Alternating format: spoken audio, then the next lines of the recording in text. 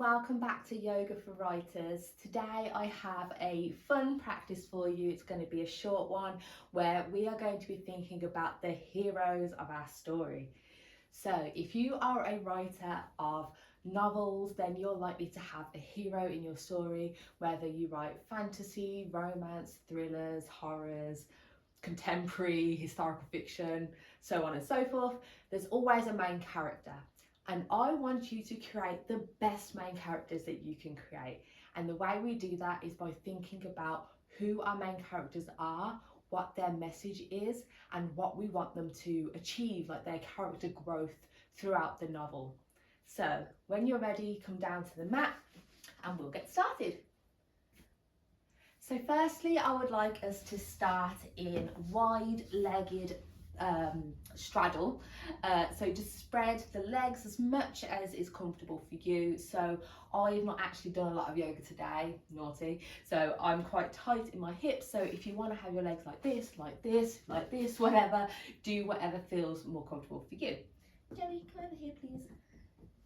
Okay, so I'm going to have my legs here, and firstly I want us to engage in our pelvic region and tilt our hips forwards so that we are engaging the hip flexors, we're engaging the hamstrings and the quads so that we can sit up straight. So while we're sitting in this wide-legged straddle, I want you to think about your main character.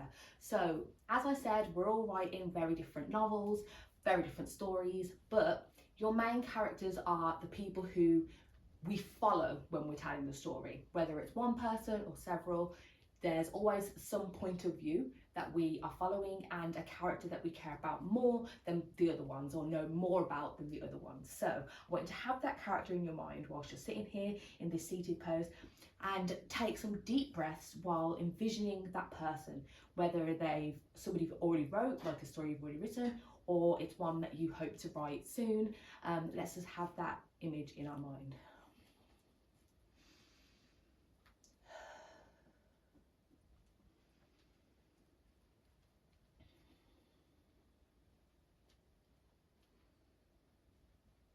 First question is, what makes them the main character? Why have you chosen to tell the story through their point of view? Why not somebody else's point of view? Why not one of the sub-characters or the villain or any other different character that you could have imagined? Why did you pick this person or these people instead of anybody else? What makes them important? What makes them this? What makes this their story?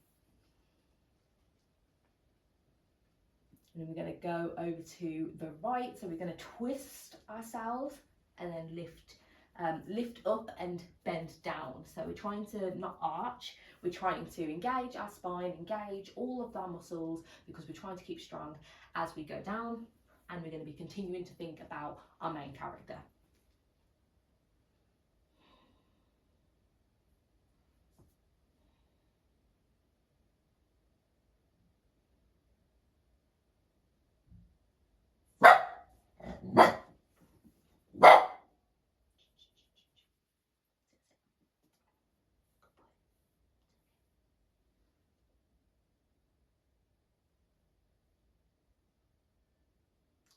And then we're going to go over to the left, so twist and then go down. Again, thinking about the purpose of the character. What is fueling them? Why is it their story?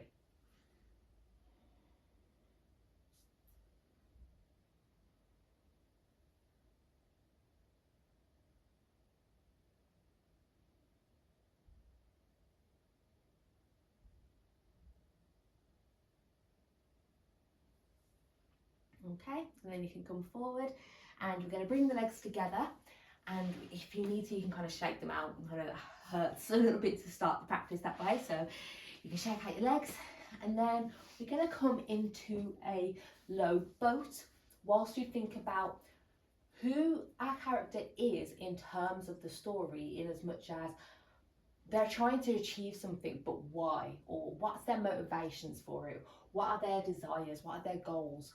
Why are they, or rather, how can we make them an active character in the story? So I actually don't like stories where the character is kind of just being punched by the plot, where things are just happening to them rather than they are actively making choices that lead to consequences, right? So I believe that good storytelling is cause and effect. I chose to do this, which caused this to happen, which then makes me choose this, which then causes that to happen, because that's what we call agency, right? And we want characters to have agency so that they can be more interesting. So as you come into your boat, think about, is your character making enough choices? If you haven't wrote the story yet, can you think about ways for them to make choices for things to happen rather than things happening to them? So in order to come into the boat, we just engage our core, lean back, lift one leg, then the other. We can either hold onto the backs of our legs, the sides of our legs, or have them out to the side. If you want to challenge yourself, you can do full boat. I'm going to keep here for now. Keep your chest engaged and proud.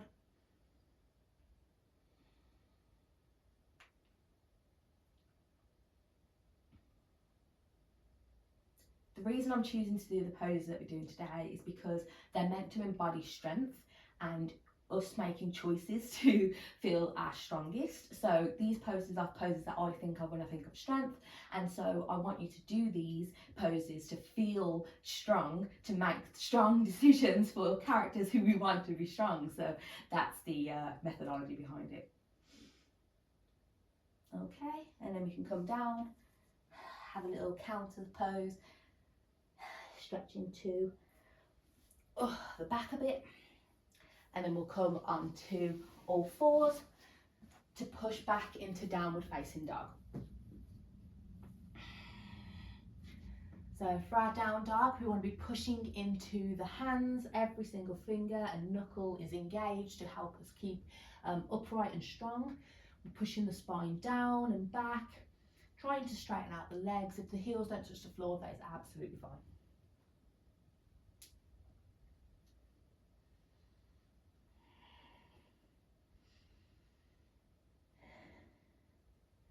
And in this position, we have changed our perspective. We've changed the narrative. So take a moment now to think, if we changed one thing in the story, whether it's a decision or something that happens to them, would it completely change what the character chooses to do and who they are? And if that's not the case, then it might be that the story isn't strong enough. Because, for example, if I chose to move to Japan, my whole life would be different, wouldn't it? The choices that we make have a butterfly effect on who we are and what we choose to do next and next and next and next after that. So take a moment to think, are there pieces of your story that you could take away and things would change? Is there an element or something about your main character that you could take away? And how would it change them?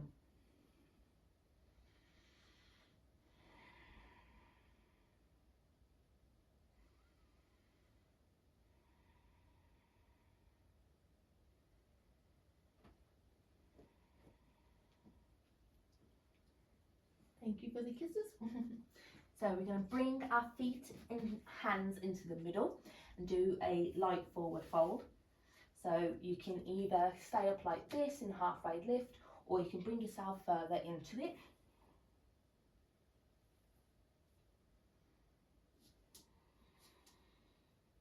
I like to roll my ankles and crack my shoulders.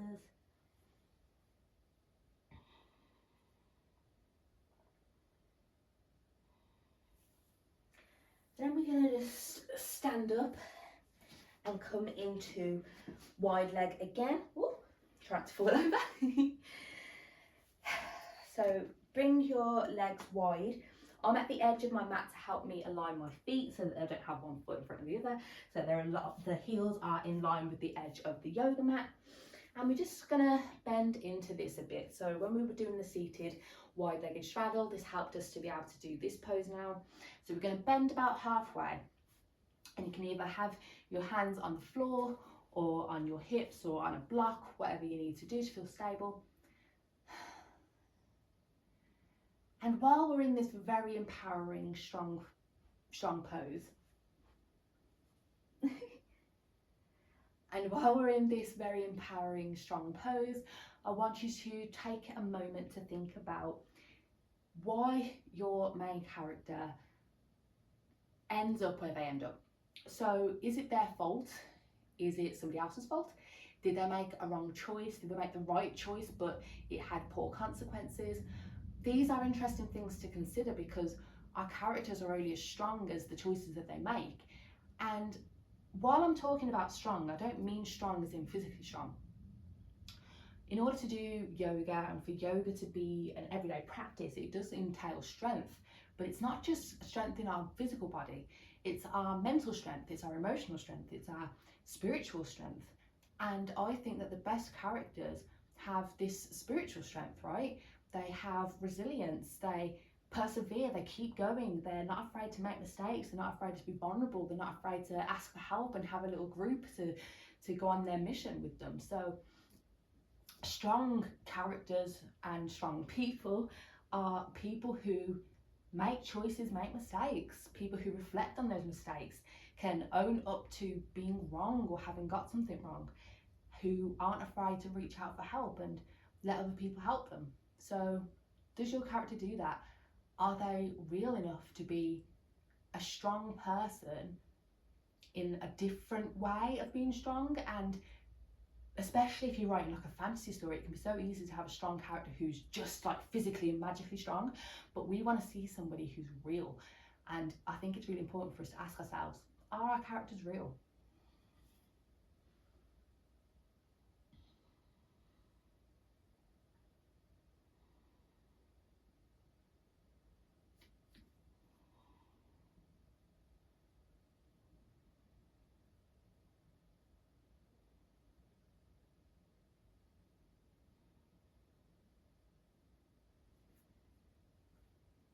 And then for our last pose, we will come into Malasana, which is the yogic squat. So you can heel toe the feet in, make sure that they splay out to the sides. I need a bit more. And then we're going to come down into Malasana. We want our heels to be on the floor, but if you can only do a toe stand for now, that's absolutely fine. So try and get your heels down onto the floor. Press your elbows into your knees and bring your hands into prayer.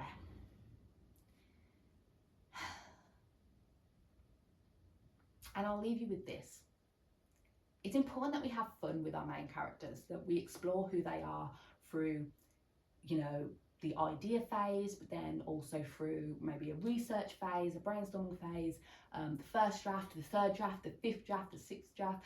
It doesn't matter. Our characters are constantly growing and our knowledge and understanding of them is constantly growing, because when we first set out to write the story, it might be that we don't know the characters very well, but the more drafts that we write, the better we get to know them. And when we realise little things about them, it actually brings them to life, and we can draw more of that into the story.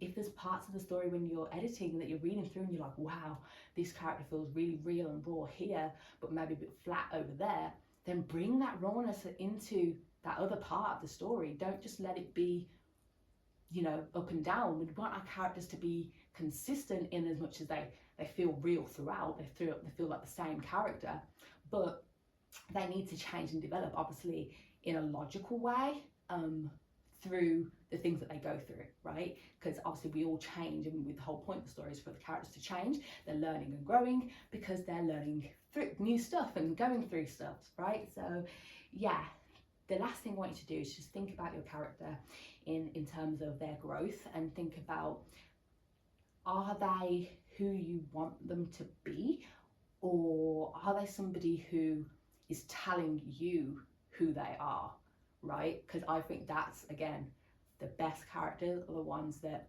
just jump onto the page and you're like, whoa, okay, I'll let you take the reins. So it's okay to let the character take the reins and tell you who they are.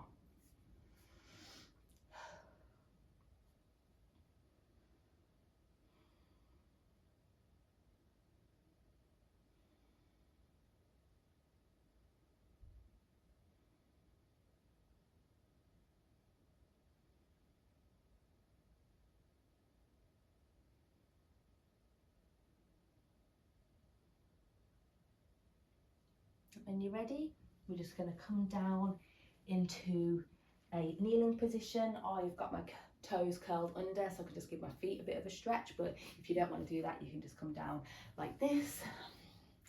I'm just going to bring our hands to heart. Take a few deep breaths.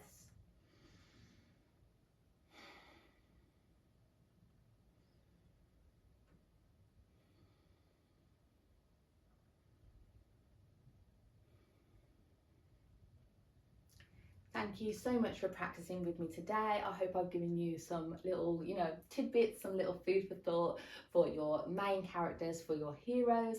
I'll try and do more videos like this on other characters and other elements of our story, like magic systems and world building, because I really am interested in these topics.